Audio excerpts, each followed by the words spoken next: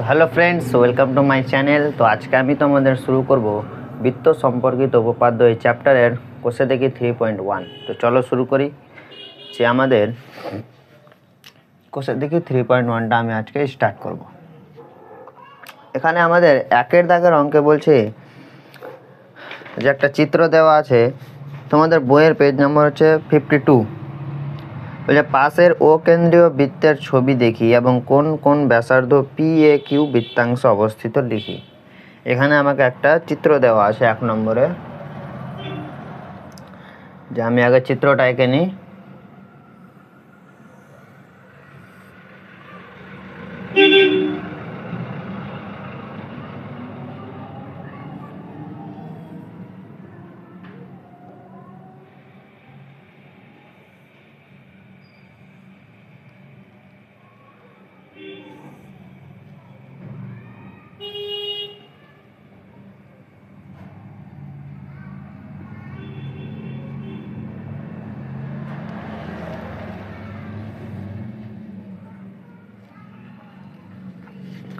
আমি চিত্রটা আঁকলাম।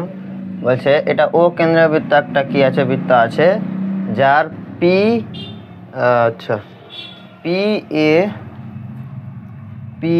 এ আর কিউ বৃত্তাংশে কোন কোন ব্যাসার্ধ আছে সেটা আমাকে দেখতে হবে। তো আমাকে PAQ বৃত্তাংশে এ বৃত্তাংশে বা বৃত্তচাপে যে আমার ব্যাসার্ধ কি পড়ছে, এখানে OPটা আমার প্রথমে ব্যাসার্ধ পড়ছে, OPটা ব্যাসার্ধ পড়ছে।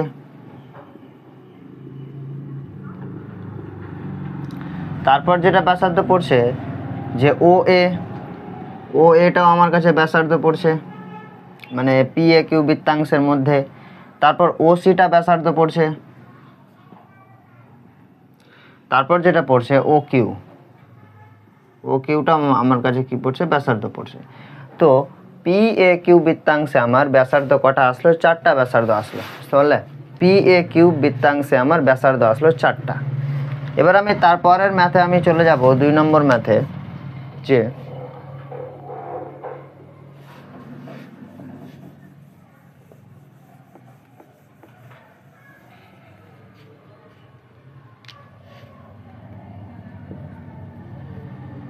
দুই নম্বরে বলছে 2 নম্বরে শূন্য স্থান দেওয়া আছে। এগুলো খুব ইম্পর্ট্যান্ট একটা মানে প্রশ্ন। এই প্রশ্নগুলো আমি যখন পরে করে দেখি, আমার এই কোষে থেকে 3.1টা করানোর উদ্দেশ্য ছিল না, কারণ মানে পরে করে দেখছি যে প্রশ্নগুলা মানে খুব সহজ এবং পরীক্ষায় আসার একটু চান্সটা বেশি শর্ট কোশ্চেনে শূন্য স্থান পূরণ আসে তোমাদের মাধ্যমিকে। তো আমি দেখলাম যে প্রশ্নগুলো একটু ইম্পর্ট্যান্ট লাগছে, তো পরীক্ষাতে যদি পড়ে যায় ওটার জন্য আমি ভাবলাম যে একটু করিয়ে দিই। তো 2-এর 1 নম্বর আমাকে বলছে যে শূন্য স্থান একটি বৃত্তে ড্যাশ বিন্দু আছে। একটি বৃত্তে কি বলছে, ড্যাশ বিন্দু আছে। তো আমাদের বৃত্ত কি দিয়ে তৈরি? আমাদের একটা বৃত্ত, ধরো এটা একটা বৃত্ত। এই বৃত্তটা আমাদের কি দিয়ে তৈরি? এই বৃত্তটা আমাদের বিন্দু দিয়ে তৈরি। আমাদের বৃত্তের সংজ্ঞাতে কি বলছে, যে একটি নির্দিষ্ট বিন্দুকে কেন্দ্র করে সমদূরত্বে সকল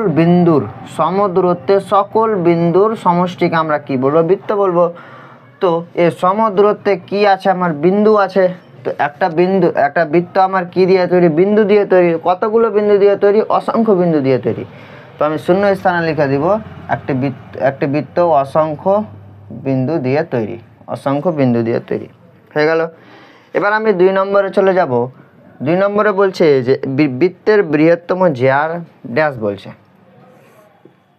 তো আমরা জ্যা কিভাবে ড্র করি, যে দুটি বিন্দুর সংযোজক রেখাংশকে আমরা কি বলে থাকি, জ্যা বলে থাকি। আমি এটা যদি A দিই, এটা যদি B দিই, তো আমি এটাকে যদি একটা রেখা টানি, তো ABটা হয়ে গেল আমার কাছে জ্যা। তো এই জ্যাটা সব থেকে বড় কোনটা জ্যা হবে? এই জ্যাটা সবচেয়ে বড় কোনটা জ্যা হবে? যেটা কেন্দ্র দিয়ে পাস করবে, মানে যেটা মূল বিন্দু দিয়ে পাস করবে, সেটাই তো আমার কাছে সবচেয়ে বড় জ্যা। আর যেটা মূল বিন্দু দিয়ে যেটা জ্যাটা পাস করবে, আমি এটা PQ ধরলাম, এটা হচ্ছে আমার কাছে ব্যাস। বুঝতে পারলে? তো বৃত্তের বৃহত্তম জ্যা আমার কাছে কি হবে, ব্যাস হয়ে যাবে, হয়ে গেল। এবার 3 নম্বর বলছে যে জ্যা বৃত্তাকার ক্ষেত্রকে দুটি ড্যাশ বিভক্ত করে। জ্যা বৃত্তাকার ক্ষেত্রকে দুটি কি করে ড্যাশ বিভক্ত করে। তো আমার কাছে এই একটা জ্যা আছে ধরো পি কিউ, আমি এটা জ্যাটা আমি কি করলাম মুছে দিলাম, এ বি জ্যাটা আমি মুছে দিলাম। তো আমার কাছে কি আছে পি কিউ জ্যা আছে। তো এ পি কিউ জ্যাটা বৃত্তাকার ক্ষেত্রকে মানে কিসে বিভক্ত করে, বৃত্তাংশে বিভক্ত করে। উপরের পার্টটা আমার কি পড়লো বৃত্তাংশ পড়ে গেল, আর নিচের পার্টটা আমার বৃত্তাংশ পড়ে গেল, বুঝতে পারলে? তো একটা জ্যা কি করছে বৃত্তাকার ক্ষেত্রকে দুটি বৃত্তাংশে বিভক্ত করে। তো আমার কি হবে যে শূন্য স্থানে হয়ে যাবে বৃত্তাংশ, বৃত্তাংশ হয়ে গেল। এবার আমি 4 নম্বরে চলে যাব। 4 নম্বরে বলছে যে বৃত্তের সকল ব্যাস ড্যাশ বিন্দুগামী, বৃত্তের সকল ব্যাস ড্যাশ বিন্দুগামী। তো আমি ব্যাস হওয়ার শর্তটা কি বলেছিলাম যে রেখাটা কেন্দ্র দিয়ে পাস হবে সেটা হয়ে যাবে আমার কাছে কি, যে রেখাটা আমার কাছে কেন্দ্র দিয়ে পাস করবে সেটা হয়ে যাবে আমার কাছে ব্যাস। তো এই রেখাটা দেখো পি কিউ রেখাটা আমার কি কেন্দ্র দিয়ে পাস করেছে। আমি আরেকটা সাইডে যদি একটা ব্যাস আঁকার চেষ্টা করি, দেখো আমি একটা সাইডে যদি একটা ব্যাস আঁকার চেষ্টা করি, এটা আমি এ বি ধরলাম। তো এ বি জ্যাটা কি করছে যে মূল বিন্দুকে টাচ করে চলে যাচ্ছে, মানে মূল বিন্দু দিয়ে যাচ্ছে এ বি জ্যাটা বা পি কিউ জ্যাটা। তো এখানে বলছে বৃত্তের সকল ব্যাস, তো এটা এ বি আর পি কিউটা কী হয়ে গেল আমার কাছে ব্যাস হয়ে গেল। তো এই ব্যাসগুলো কি হচ্ছে যে ড্যাশ বিন্দুগামী, কি হচ্ছে কেন্দ্র বিন্দুগামী। তো আমার শূন্য শূন্য স্থানে পড়ে যাবে কেন্দ্র বিন্দুগামী হয়ে গেল। একটু বুঝে বুঝে করলে সব কিছু সহজ হয়ে যাবে, বুঝতে পারলে? এবার আমি চলে যাব 5 নম্বরে, যে দুটি বৃত্তাংশ সমান হলে তাদের বৃত্তচাপ দুটির দৈর্ঘ্য ড্যাশ হবে। দুটি বৃত্তাংশ যদি সমান হয়ে যায়, আমি এটা মুছলাম। কি বলছে যে দুটি বৃত্তাংশ সমান হলে তাদের বৃত্তচাপ দুটির দৈর্ঘ্য কি হবে ড্যাশ হবে। তো দুটি বৃত্তাংশ সমান হওয়ার শর্তটা কি যে মানে ব্যাসের ওপর আর নিচের বৃত্তচাপটা আমার সমান হবে। আমি বুঝলাম যে দুটি বৃত্তাংশ সমান কিভাবে হবে, যে ব্যাস যদি মূল বিন্দুকে টাচ করে যদি চলে যায় তার উপরের বৃত্তচাপটা আর নিচের বৃত্তচাপটা অবশ্যই সমান হবে। দেখো এই বৃত্তাংশটা দেখো একটা ব্যাসার্ধ আছে পি কিউ, এর উপরের অংশ যদি আমি মানে এর উপরের অংশটা দেখো আর নিচের অংশটা দেখো, দুটো সমান লাগছে, বুঝতে পারলে? এর উপরের অংশটা আর নিচের অংশটা কি লাগছে, দুটো সমান লাগছে। তো আমি এই শূন্য স্থান আমি কি লিখতে পারি যে দুটি বৃত্তাংশ সমান হলে, দুটি বৃত্তাংশ যদি সমান হয়, এটা আর এটা যদি সমান হয়ে যায় তাহলে এর বৃত্তচাপ, মানে আমি এটা যদি এ ধরি এটা যদি বি ধরি, তো পি এ কিউ এটা বৃত্তচাপটা কি হবে সমান P B Q. P A Q আর পি বি কিউটা কি হয়ে যাবে, দুটো সমান হয়ে যাবে। তো শূন্য স্থান আমার হয়ে যাবে সমান, দুটো বৃত্তচাপ কি হয়ে যাবে সমান হয়ে যাবে। এবার আমি চলে যাব 6 নম্বরে। একটি বৃত্তাকার ক্ষেত্রের বৃত্তকলা হলো বৃত্তচাপ এবং দুটি ব্যাসার্ধ এবং দ্বারা সীমাবদ্ধ অঞ্চল। তো আমি এখানে বৃত্তকলা সম্বন্ধে আমি বলিনি। তো বৃত্তকলাটা আমার কাছে কি, আমার কাছে বৃত্তকলাটা কি জিনিস আমি একটু বলি।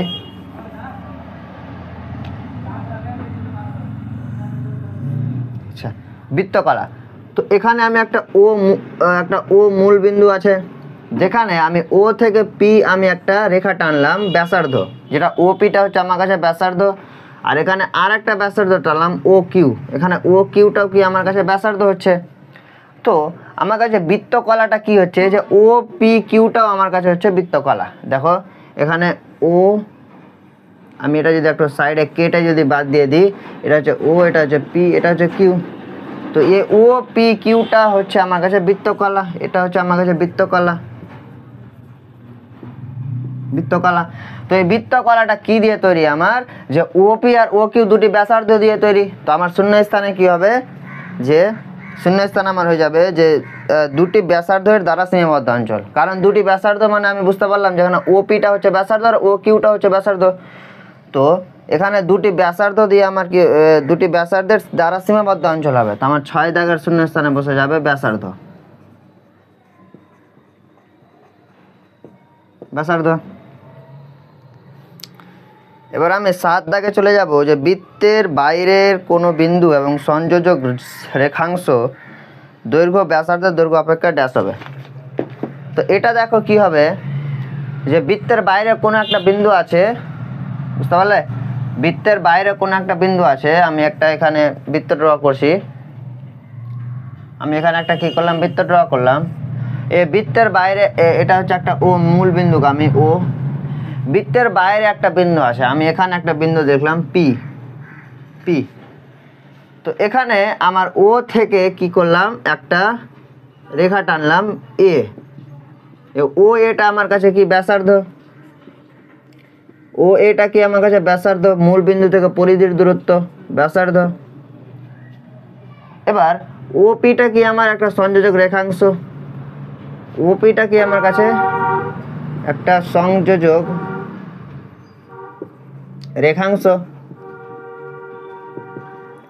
তো আমি এখানে কি বলতে পারি যে ও এর তুলনায় ওপিটা বড়, আমি এখানে কি বলতে পারি যে ব্যাসার্ধের তুলনায় এর সংযোজক রেখাংশটা বড়।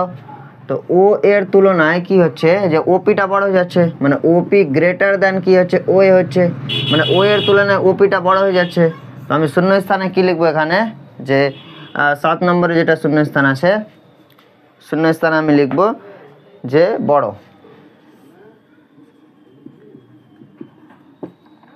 বড়। তো আমার শূন্য স্থান পূরণটি হয়ে গেল।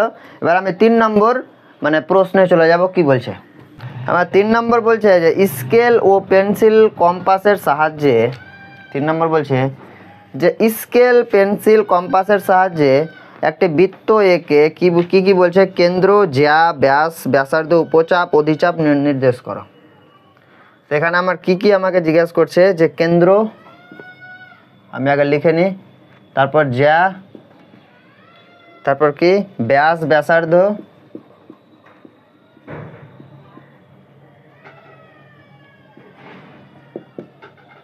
উপচাপ, অধিচাপ,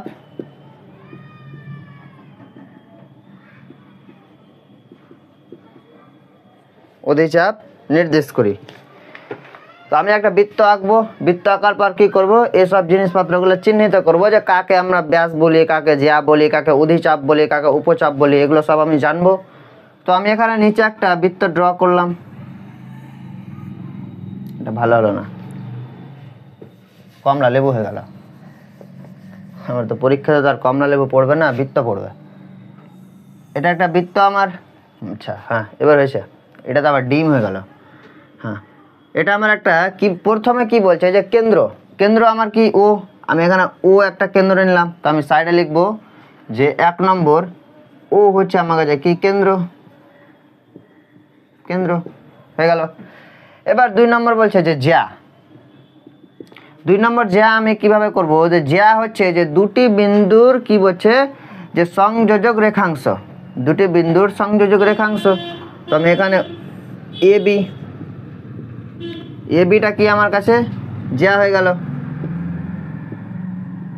জ্যা হয়ে গেল,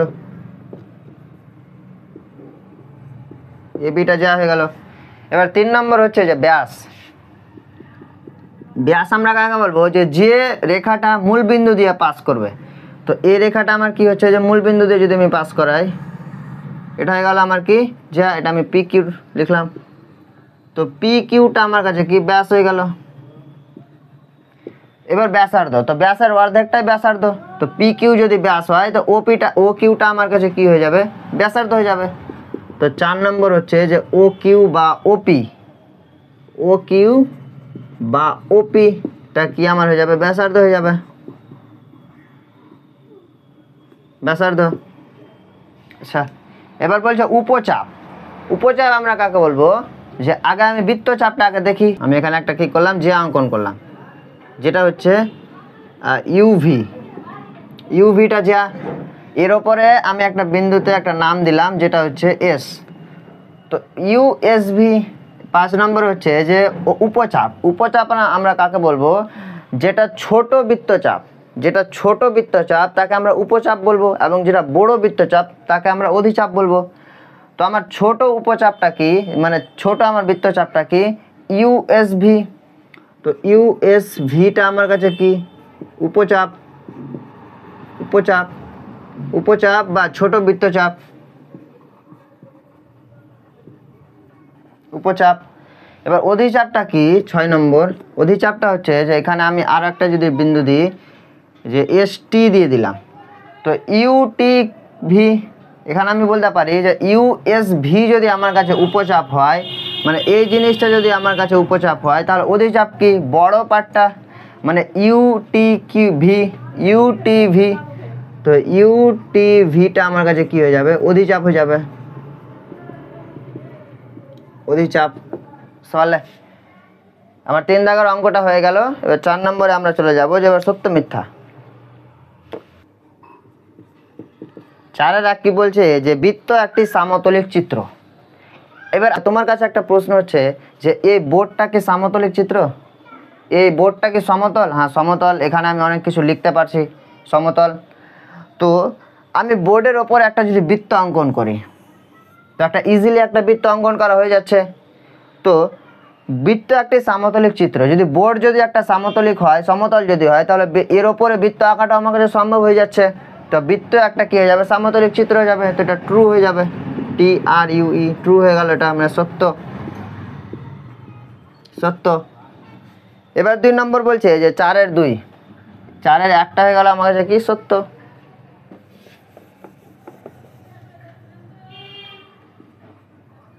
সত্য। 4-এর 2 হচ্ছে যে বৃত্তাংশ একটি সমতলিক চিত্র, বৃত্তাংশ একটি সমতলিক চিত্র। তো একটা বৃত্ত যদি সমতলিক চিত্র হয়, তাহলে বৃত্তের কোনো না কোনো একটা অংশ তো আমার কাছে বৃত্তাংশ হচ্ছে, বুঝতে পারলে? এটা যদি আমার কাছে একটা বৃত্ত হয়, এই বৃত্তটা যদি সমতলিক চিত্র হয়, তাহলে বৃত্তের কোনো না কোনো একটা অংশ তো আমার কাছে কি হচ্ছে, বৃত্তাংশ হচ্ছে। তো বৃত্তাংশটা আমার কাছে কি হয়ে যাবে, সমতলিক চিত্র হয়ে যাবে। তো আমি এখানে সত্য হয়ে যাবে, এটা সত্য, এটাও বা ট্রু।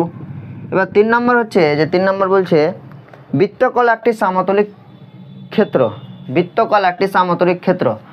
তো বৃত্তের ওপরে আমরা বৃত্তকলা বার করতে পারবো। আমি যদি এটা ও যদি একটা মূলবিন্দু নিই, এখান থেকে পি, এটা যদি কিউ আঁকি, তো ও পি কিউটা কি আমার কাছে বৃত্তকলা হয়ে গেল। তো একটা বৃত্তের উপরে বৃত্তকলা আমি আঁকলাম, তো একটা সমতলিক ক্ষেত্র হচ্ছে। সমতলিক ক্ষেত্র না হলে আমি কি এখানে আঁকতে পারতাম? আঁকতে পারতাম না। এখানে ও পি কিউটা কি আমার কাছে হচ্ছে বৃত্তকলা, তো বৃত্তকলা একটা সমতলিক ক্ষেত্র, এটা সত্য, এটা হয়ে যাবে সত্য। এবার 4 নম্বর বলছে যে জ্যা একটি সরল রেখাংশ, জ্যা, এটা তো তোমরা সবাই সত্যি বলবে, কারণ জ্যা হচ্ছে সরল রেখা, জ্যা তো আর বক্ররেখা না, জ্যা তো সরল রেখা, বুঝতে পারলে? এটা একটা বৃত্ত আমি আঁকলাম, এই বৃত্তের একটা জ্যা মানে কি, দুটি বিন্দুর কি সংযোজক রেখাংশ, মানে পরিধির দুটি বিন্দুর সংযোজক রেখাংশ এ বি। তো এ বিটা কি আমার কাছে সরল রেখা হয়ে গেল, তো এটা সত্য হয়ে যাবে আমার, এটাও সত্য। 5 নম্বর হচ্ছে যে চাপ একটি সরল রেখাংশ। এবার এটা তো মিথ্যা হয়ে গেল আমার, চাপ একটি সরল রেখাংশ কেমন করে? চাপ মানে কি? চাপ মানে আমরা কি বলবো, চাপ মানে হচ্ছে একটা রাউন্ড শেপ নেবে, উপরের দিকে বা নিচের দিকে একটা রাউন্ড শেপ নেবে, মানে দুটি বৃত্ত টুকরো, উপরের টুকরো বৃত্তচাপ হয়ে গেল, নিচের টুকরোটাও বৃত্তচাপ হয়ে গেল। তো এটা তো আর সরল রেখা হয়ে গেল না। দেখো আমি একটা উদাহরণ দিচ্ছি, বা আমি একটা চিত্র দিয়ে বোঝাচ্ছি। একটা আমি বৃত্ত ড্র করলাম, বৃত্তকে আমি কি করবো, 2 টুকরো করব, বৃত্তকে আমি কি করবো, 2 টুকরো করবো। তো আমি মাঝামাঝি কেটে দিলাম এরকম করে। তো উপরের পার্টটা আমার কি হয়ে গেল, বৃত্তচাপ হয়ে গেল। এবার তোমাকে প্রশ্নে বলছে যে বৃত্তচাপটা মানে চাপটা কি সরল রেখাংশ? এটা তো আমার কি হয়ে গেল, একটা মানে গোলকের মতো আকৃতি হয়ে গেল। এটা তো আমার একটা কি হয়ে গেল, গোলকের মতো আকৃতি হয়ে গেল। আর তোমাকে বইয়ে বলছে সরল রেখাংশ, এটা তো ভুল হয়ে গেল, মানে 5 নম্বর হচ্ছে মিথ্যা। এবার 6 নম্বর হচ্ছে যে একটি বৃত্তের সসীম সংখ্যক একই দৈর্ঘ্যের জ্যা আছে, এটা মিথ্যা হয়ে গেল। একটি বৃত্তে আমার অসংখ্য, মানে কি বলছে যে একটি বৃত্তে আমার সসীম সংখ্যক একই দৈর্ঘ্যের জ্যা আছে। এবার সসীম মানে আমরা কি বুঝবো, সসীম মানে হচ্ছে যে সংখ্যাগুলো আমরা গুনতে পারবো। সসীম মানে হচ্ছে যে আমরা গুনতে পারছি, যেগুলো 1 2 3 4 5 6 7 8 এগুলো আমি গুনতে পারছি। এবার আমি যদি তোমাকে বলি যে 1 থেকে ইনফিনিটি অবধি গুনো, এটা কি সম্ভব? সম্ভব না, কোনোদিন শেষই হবে না ইনফিনিটি। তো এখানে সসীম সংখ্যক কি বলছে, যে একই দৈর্ঘ্যের জ্যা আছে। এটা আমি একটা বৃত্ত অঙ্কন করলাম, এখানে একই দৈর্ঘ্যের জ্যা, একই দৈর্ঘ্যের জ্যা মানে হচ্ছে এখানে একটা জ্যা হতে পারে, তারপর এ সাইডে একটা জ্যা হতে পারে, তার উপরে একটা জ্যা হতে পারে, তার উপরে অনেকগুলো অসংখ্য, মানে এটা হয়ে গেল তোমার মিথ্যা হয়ে যাবে। এটা সসীম হবে না, এটা অসীম হয়ে যাবে, বুঝতে পারলে? মানে একই দৈর্ঘ্যের জ্যা তোমার অনেকগুলো আছে। এ সাইডে তুমি একটা একই দৈর্ঘ্যের জ্যা আঁকতে পারো, তার উপরে, এ সাইডে, নিচে, পাশে, অনেকগুলো যে হতে পারে, বুঝতে পারলে? এটা হয়ে যাবে তোমার মিথ্যা, মিথ্যা হয়ে যাবে এটাও। এবার বলছে যে একটা নির্দিষ্ট বিন্দুকে কেন্দ্র করে একটি বৃত্ত আঁকা সম্ভব। হ্যাঁ, এটা একটু ডিফিকাল্ট। বলছে একটি নির্দিষ্ট বিন্দুকে কেন্দ্র করে কি বলছে একটি বৃত্ত আঁকা সম্ভব, এটা কি সত্য কি মিথ্যা? এবার আমি তোমাকে একটা চিত্র দিয়ে বুঝিয়ে দিচ্ছি যে এটা হচ্ছে বিন্দু, এটা হচ্ছে একটা মানে এটা হচ্ছে একটা বৃত্ত, এই বৃত্তর একটা কেন্দ্র আছে যেটা হচ্ছে ও লিখলাম। এবার এই ও মানে বিন্দুকে কেন্দ্র করা আরও একটা আমি বৃত্ত আঁকতে পারবো, তার উপরে আর একটা বৃত্ত হয়ে গেল, তার ভেতরে আর একটা বৃত্ত হয়ে গেল, তার ভেতরে আরও একটা বৃত্ত হয়ে গেল, তার উপরে আরও একটা বৃত্ত হয়ে গেল, বুঝতে মানে আমি একটা বিন্দুকে কেন্দ্র করে অনেকগুলা মানে ইনফিনিটি অবধি আমি বৃত্ত আঁকতে পারবো, তার ভেতরেও একটা বৃত্ত হয়ে গেল, মানে ওই বিন্দুকে কেন্দ্র করাই যার পরিধির বিন্দুগুলার দূরত্বের সমষ্টি একই হয়ে যাবে, বুঝতে পারলে? তো একটি নির্দিষ্ট বিন্দুকে কেন্দ্র করে একটি বৃত্ত আঁকা সম্ভব, এটা হয়ে যাবে মিথ্যা। মানে অনেকগুলো আমি কি আঁকতে পারবো, বৃত্ত আঁকতে পারবো, তো এটা আমার কাছে কি হয়ে যাবে, মিথ্যা হয়ে যাবে। এটা হয়ে যাবে কি, মিথ্যা, মিথ্যা। এবার হচ্ছে যে দুটি সর্বসম বৃত্তের ব্যাসার্ধ দৈর্ঘ্য কি সমান। সর্বসম মানে কি, যে দুটি বৃত্ত দেখতে সমান মানে একই দৈর্ঘ্যের, মানে এখানে যদি একটা বৃত্ত 5 সেন্টিমিটার হয়, আমার বৃত্ত আঁকতে একটু অসুবিধা হচ্ছে, যে এখানে একটা বৃত্ত আঁকলাম আর এ সাইডে একটা বৃত্ত আঁকলাম, এটাকে তুমি মনে মনে ধরো যে দুটোর দৈর্ঘ্য সেম আছে। তো এই ব্যাসার্ধ যদি ও হয় আর এটার ব্যাসার্ধ মানে এটার মূল বিন্দু যদি ও হয় আর এর মূল বিন্দু যদি পি হয়, তাহলে ও থেকে এ আর ও থেকে পি থেকে বি, তো ও এ ইকুয়াল টু পি বি হতে পারে। কারণ আমার কাছে যদি বৃত্ত যদি সমান হয়ে যায়, বৃত্তের দৈর্ঘ্য যদি আমার কাছে সমান হয়ে যায়, তো এর ব্যাসার্ধ তো অবশ্যই সমান হবে, বুঝতে পারলে? ও এ ইকুয়াল টু পি বি এটা আমি বলতে পারবো। তো এটা আমার 8 নম্বরে হয়ে যাবে, এটা সত্য, যে দুটি সর্বসম বৃত্তের ব্যাসার্ধের দৈর্ঘ্য সমান, এটা তো সত্য। তাহলে আমার কাছে বৃত্তর দৈর্ঘ্যটা যদি সমান হয়ে যায়, তাহলে তার মধ্যে ব্যাসার্ধের দৈর্ঘ্য সব সমান হয়ে যাবে। তো আমাদের কোর্সে দেখি 3.1 আজকে শেষ হলো। এর পরের দিন আমি কি শুরু করব, যে কোর্সে দেখি 3.2 এর অঙ্কগুলো আমি শুরু করব, এবং কিছুটি থিওরি আছে, তার আগে থিওরি করিয়ে চলে যাব কোর্সে দেখি 3.2 এ। তো আজকে এতটুকুই, আশা করছি ভিডিওটা ভালো লেগেছে। দেখা হচ্ছে এরপরে ভিডিওতে, ততক্ষণে গুড বাই এবং ভালো করে পড়াশোনা করো। Thank you.